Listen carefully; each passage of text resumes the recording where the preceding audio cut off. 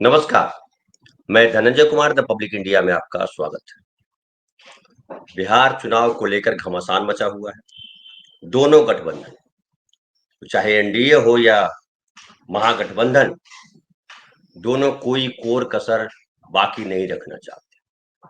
हालांकि दोनों गठबंधनों के बीच अब तक सीटों का फाइनल बंटवारा नहीं हुआ है। कहा जा रहा है संडे से मंडे के बीच में, यानी आजकल में फैसला हो जाएगा। लेकिन एक और खेल चल रहा है, तेजस्वी यादव को घेरने का खेल। तेजस्वी यादव, लालू प्रसाद यादव और राबड़ी देवी के खिलाफ एक केस चल रहा है सीबीआई की विशेष अदालत में, राउंज एवेन्यू कोर्ट में। और वो मामला है जमीन के बदले नौकरी देने का। ये 2004 से 2009 के बीच का मामला है, जब लालू प्रसाद यादव रेल मंत्री हुआ करते थे। तब सीबीआई ने उन पर आरोप लगाया था, जो चार्जशीट दायर हुआ उसके तहत ये था कि रेल मंत्री रहते हुए लालू प्रसाद यादव ने जमीन के बदले नौकरियां दी। यानी जिन उम्मीदवारों को रेलवे में नौकरी दी गई, उनके परिवारों ने बदले में अपनी जमीन लालू परिवार या उनसे जुड़े लोगों के नाम की। सीबीआई के अनुसार इस दौरान रेलवे में नौकरी देने के नाम पर बिहार और झारखंड के कई लोगों से जमीन ली गई। इस मामले में सीबीआई ने लालू प्रसाद यादव, उनकी पत्नी राबड़ी देवी, बेटे तेजस्वी यादव समेत कई लोगों पर आपराधिक साजिश, धोखाधड़ी और भ्रष्टाचार निवारण अधिनियम के तहत आरोप लगाए। तो ये जो केस है, उस पर सुनवाई पहले से चल रही थी, और सुनवाई होने के बाद फैसला जो है 25 अगस्त को विशाल गोगने जो है, वहां के जज है, उन्होंने फैसला सुरक्षित रखा हुआ था। और अब 23 तारीख की डेट दी है। 23 तारीख मतलब आज सोमवार, और आज फैसला सुनाया जाएगा। कोर्ट ने कहा है कि सभी आरोपी जो है, लालू प्रसाद यादव, तेजस्वी यादव और राबड़ी प्रसाद यादव, तीनों का सशरीर उपस्थित होना जरूरी है। इसलिए तीनों वहां पहुंचे हैं। और दिलचस्प होगा ये देखना कि फैसला क्या आता है। अगर फैसला आता है लालू प्रसाद यादव जी, तेजस्वी जी और राबड़ी जी के खिलाफ, तो जाहिर है बीजेपी इसको तूल देगी। करप्शन के चार्ज में उनको जो है घेरा जाएगा, और पूरे बिहार में बीजेपी की कोशिश होगी कि इस आधार पर चुनाव को अपनी तरफ मोड़ा जा सके। लेकिन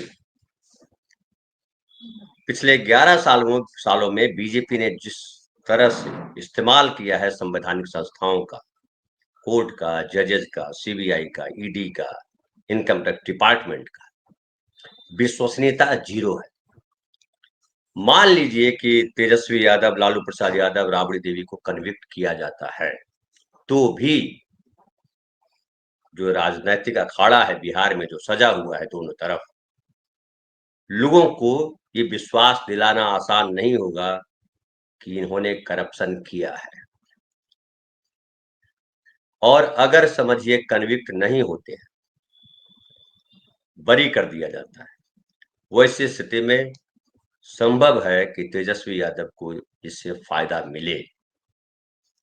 अब सवाल उठता है कि कल क्या फैसला आता है, और उस फैसले के बाद बिहार की राजनीति क्या होगी। फैसला क्या आता है, कल क्या आएगा, मुझे नहीं पता। लेकिन जो फैसला आ जाना चाहिए था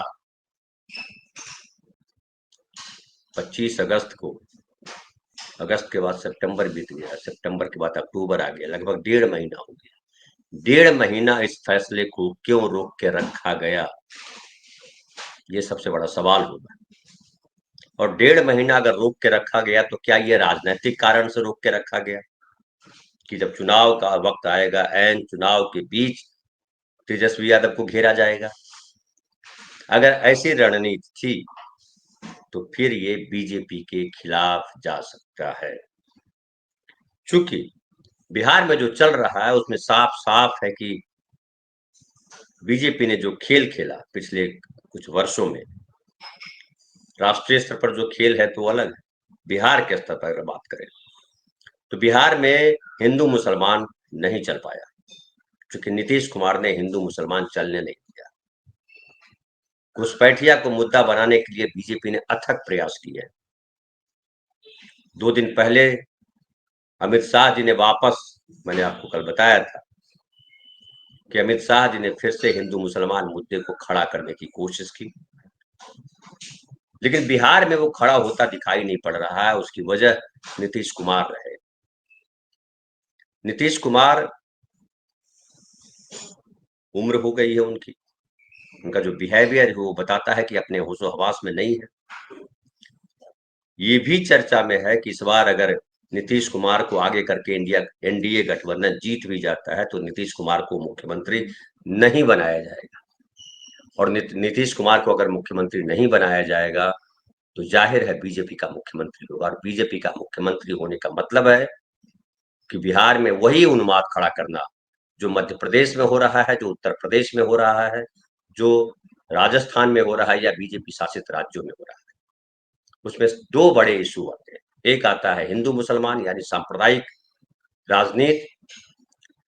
उत्तर प्रदेश में आप सब जानते हैं कि जिस तरह की कार्रवाइयां हो रही है, बुलडोजर दौर चल रहा है, मुसलमानों को खास निशाना बनाया जा रहा है, यादवों को निशाना बनाया जा रहा है। तो जो उत्तर प्रदेश में हो रहा है उसका आभास बिहार के लोगों को है। दूसरी बात है कि उत्तर प्रदेश में, मध्य प्रदेश में जिस तरह से आरक्षण को लेकर के सरकार का बिहेवियर, आप उत्तर प्रदेश में देख लीजिए कि खास करके एनएफएस नॉट फाउंड सुटेबल, जो सीटों की घोषणा की जाती है उसमें बेईमानी, ईडब्ल्यूएस को लेकर के जो बेईमानी की जा रही है, तमाम जगहों पे दिखाई पड़ रहा है कि बीजेपी राज्यों में, खास करके उत्तर प्रदेश की अगर बात करें तो सबसे ज्यादा बेईमानी आरक्षण को लेकर की जा रही है। आरक्षण को लेकर के जो भेदभाव किया जा रहा है उस पर सरकार की सुनवाई नहीं होती है, सरकार सुनती नहीं है, और लोग जो है धरना प्रदर्शन वगैरह वगैरह कर रहे हैं, कोई फर्क नहीं पड़ता है। बिहार में पिछले 35 साल से जो राजनीति है वो पिछड़ों की राजनीति चल रही है। क्या पिछड़ा समाज ऐसे मौके पर, ये सब जानने के बाद भी, जो उत्तर प्रदेश में हो रहा है, क्या बीजेपी के साथ खड़ा होगा? संभावना कम दिखाई पड़ती है। ऐसे में बीजेपी अब जो दाव चल रही है, लालू प्रसाद यादव जी के परिवार को घेरने का दाव, मुझे व्यक्तिगत तौर पर लगता है कि उसका जमीन पर बिहार में कोई असर नहीं होगा। जो विश्वसनीयता थी संवैधानिक संस्थाओं की, अदालतों की, बीजेपी के 11 साल के शासनकाल में भयानक तौर पे क्षतिग्रस्त हुई है। अभी हाल का अगर देख लीजिए, उदाहरण ले लीजिए, चीफ जस्टिस ऑफ इंडिया पे जिस तरह से जूता फेंका गया, और जिस तरीके से बीजेपी के ट्रोलर्स, बीजेपी के नेता, छुटभैया नेता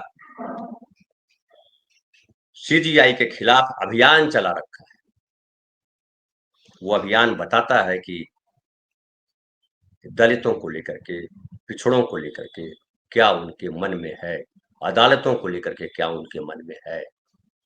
जब बीजेपी के पक्ष में फैसला होता है तब वो अदालत का सम्मान करने की बात करते हैं, लेकिन जब बीजेपी के खिलाफ फैसला जाता है तो वो कानून बदल देते हैं। ऐसा कई बार, चुनाव आयोग के मामले में ही देख लीजिए, जब फैसला ये आया था सुप्रीम कोर्ट से कि सीजीआई, प्रधानमंत्री, अपोजिशन के लीडर तीनों मिलकर के चुनाव आयुक्त का चयन करेंगे, तो मोदी सरकार ने कानून बना दिया कि प्रधानमंत्री उनकी पसंद का एक व्यक्ति और लीडर ऑफ अपोजिशन होगा।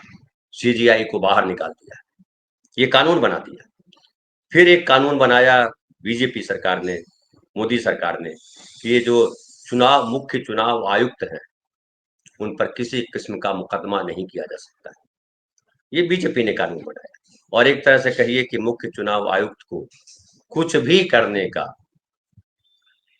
आधार मिल गया कि कहीं उनको घेरा नहीं जाएगा। कई मामले हैं।